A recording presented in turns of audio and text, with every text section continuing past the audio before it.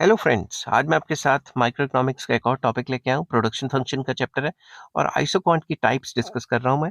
और आज जो मैं आपके साथ टाइप लेके आया हूँ उसका नाम है किंक्ड आइसोक्वांट। किंक्ड आइसोक्वांट क्या होती है वो डिस्कस करेंगे, समझा भी दूंगा और पेपर में किस हिसाब से लिखना है उस हिसाब से भी बता दूंगा। ठीक है, तो किंक्ड आइसोक्वांट सिंपल वर्ड्स में क्या होता है? किंक का मतलब होता है कुब निकलना कहीं पे, ये किंक निकले हुए हैं ना। ठीक है, तो kinked isoquant more is more realistic case in which few different fixed proportions जो processes है they are available.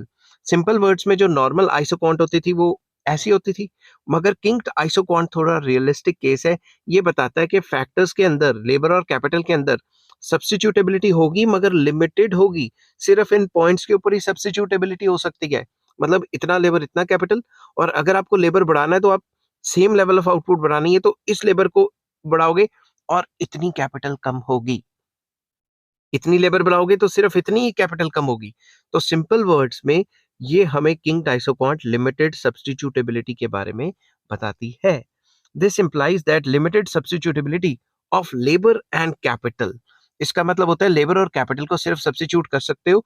जैसे इस आइसोक्वांट में तो जहां मर्जी कर दो किसी भी पॉइंट पे मगर ये जो किंग आइसोक्वांट है इसको सिर्फ जहां पे किंक निकले हुए हैं वहीं पे ही सब्स्टिट्यूटेबिलिटी हो सकती है, बाकी जगह पे नहीं हो सकती। The substitutability of capital and labour is possible only at the kinks. जहां पे किंक्स हैं, जहां पे ये जो पॉइंट्स हैं एबीसीडी वहीं पे हो सकती है, that is ABCD. Although this kink isoquant looks very similar to smooth isoquant but it is different because no capital and labor combination lying on the line between AB, BC and CD is directly feasible। ये कह रही है कि सिर्फ ये जो points हैं इन्हीं के ऊपर सब्स्टिट्यूशन होगा लेबर और कैपिटल का। ये जो इनके बीच में पॉइंट आते हैं, बिटवीन द दीज पॉइंट्स कोई भी पॉइंट आता है तो सब्स्टिट्यूशन नहीं होगा।